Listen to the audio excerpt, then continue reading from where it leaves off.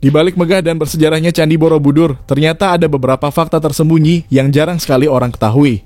Dan pastinya beberapa fakta tersembunyi mengenai Candi Borobudur ini akan membuat mata kalian semakin terbuka saat mengetahuinya. Kali ini kita bakalan bahas beberapa fakta mencengangkan Candi Borobudur.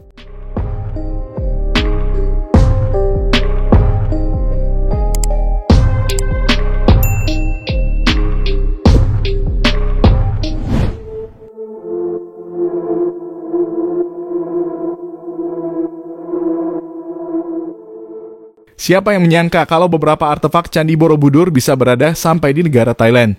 Dan faktanya tak hanya dari Candi Borobudur, ternyata ada beberapa artefak dari beberapa candi di Indonesia yang berada di Thailand. Kejadian ini bermula ketika Raja Chulalongkorn pada abad ke-19 mengunjungi Indonesia sebanyak 3 kali, masing-masing pada tahun 1871, 1896, dan 1901. Pada setiap kunjungannya, Raja Chulalongkorn membawa berbagai macam kain batik dan artefak yang berupa arca dan relief candi. Artefak-artefak tersebut berjumlah 8 gerobak yang merupakan hadiah untuk sang raja. Artefak tersebut diambil dari beberapa candi di Jawa Tengah dan Jawa Timur seperti Candi Borobudur, Prambanan, Singasari, dan lain-lain. Artefak-artefak tersebut saat ini tersimpan di Museum Nasional Bangkok, Grand Palace, dan Wat Phra Kaew.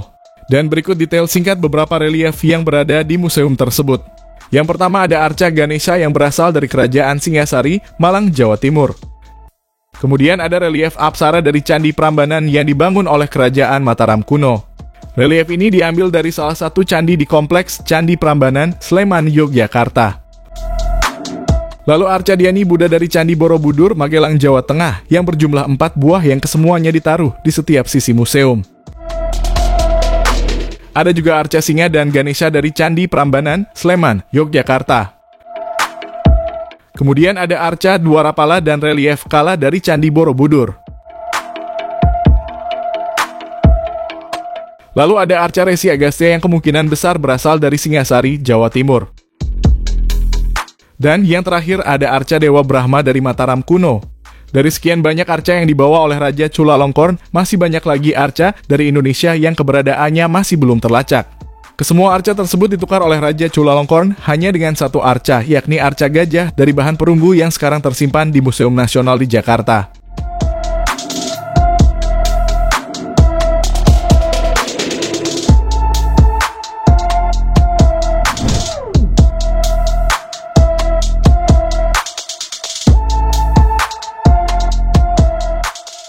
Sebelumnya pasti banyak orang Indonesia yang beranggapan kalau Candi Borobudur merupakan salah satu dari daftar 7 keajaiban dunia. Hal ini diperkuat dengan ajaran dan buku-buku di sekolah yang menyatakan kalau Candi Borobudur masuk ke dalam daftar 7 keajaiban dunia tersebut. Namun faktanya Candi Borobudur tak pernah masuk ke dalam jajaran 7 keajaiban dunia. Bahkan dalam daftar 7 keajaiban dunia versi baru, Candi Borobudur tetap saja tak masuk ke dalamnya. Mendengar fakta ini tentunya banyak orang Indonesia yang merasa bingung serta kecewa karena apa yang telah dipelajari di sekolah-sekolah mengenai Candi Borobudur tak sepenuhnya benar. Entah apa yang mendasari pemerintah melakukan hal tersebut, namun inilah fakta sebenarnya mengenai 7 keajaiban dunia jilid pertama. Meski tak masuk dalam jajaran 7 keajaiban dunia, Candi Borobudur sebenarnya pernah masuk dalam 176 nominasi awal daftar 7 keajaiban dunia. Sayangnya, Candi Borobudur gagal terpilih dalam peringkat 77 teratas untuk lanjut pada tahap berikutnya. Nominasi dari Indonesia dalam keikutsertaan tersebut ternyata bukan hanya diwakilkan oleh Candi Borobudur. Ada Sawah Terasering Tegalalang dari Bali yang juga turut masuk nominasi meski gagal pada tahap selanjutnya. Dan ini adalah daftar sebenarnya 7 keajaiban dunia lama yang perlu kalian ketahui. Pertama ada kuil Artemis di Yunani. Kedua ada mercusuar Alexandria di Mesir. Ketiga ada Colossus di Rhodos dari Yunani. Keempat ada Mausoleum Mausolus di Turki. Kelima ada patung Zeus di Olimpia dari Yunani. Keenam ada Taman Gantung Babilonia di Irak. Ketujuh ada Piramida Agung Giza di Mesir.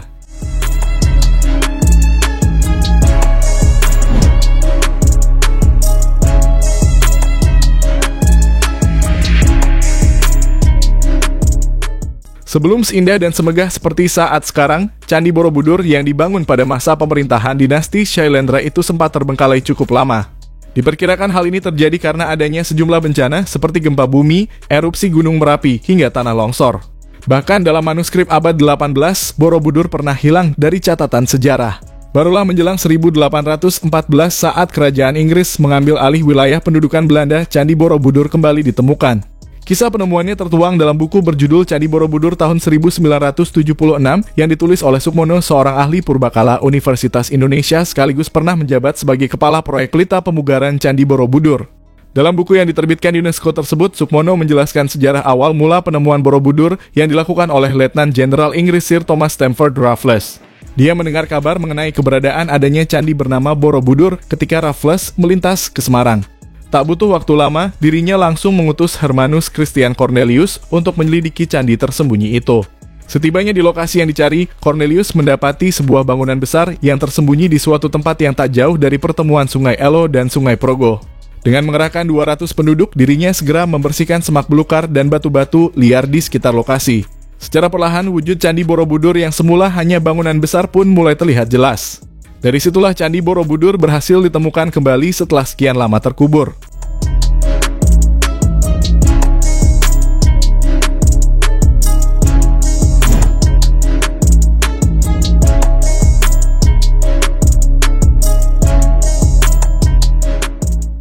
Di zaman sekarang kalian bisa melihat betapa megah dan bagusnya Candi Borobudur. Tentu decak kagum melihat kemegahan Candi Borobudur pasti bisa dirasakan semua orang yang melihatnya. Namun siapa sangka Candi Borobudur yang sekarang bentuknya berbeda dengan aslinya ketika pertama kali selesai. Diketahui awal pembangunan Candi Borobudur ini memang melalui proses yang sangat panjang dan turun-temurun. Dan butuh waktu lebih dari 70 tahun untuk menyelesaikan bangunan Candi Borobudur tersebut. Dan ketika berhasil ditemukan kembali setelah sempat menghilang, bentuk asli Candi Borobudur pun terungkap. Dan inilah beberapa penampakan foto Candi Borobudur ketika berhasil ditemukan kembali. Pada awal abad ke-20, untuk pertama kalinya dilakukan pemugaran secara berencana atas Candi Borobudur. Di bawah pengarahan insinyur Belanda, Theodor van Aert, stupa-stupa yang masih berserakan disusun kembali. Jalur jalan ditata ulang di atas teras-teras, serta berbagai relief ukiran dikembalikan pada kedudukan aslinya. Dirinya berhasil mengembalikan sebagian besar kejayaan Borobudur pada waktu silam. Setelah Indonesia merdeka pada 1955, pemerintah meminta bantuan kepada UNESCO untuk menangani masalah Candi Borobudur. Selanjutnya pada 1960, Borobudur dinyatakan dalam keadaan darurat dan UNESCO dilibatkan lebih aktif dalam upaya pelestarian ini. Upaya penyelamatan Candi Borobudur dilakukan secara besar-besaran sejak 1971. Hingga akhirnya UNESCO memasukkan Candi Borobudur sebagai salah satu situs warisan dunia pada 1991.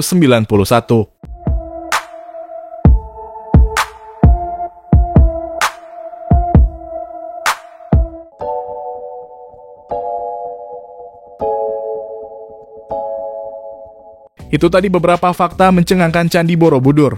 Dan terima kasih sudah nonton video kita, jangan lupa subscribe.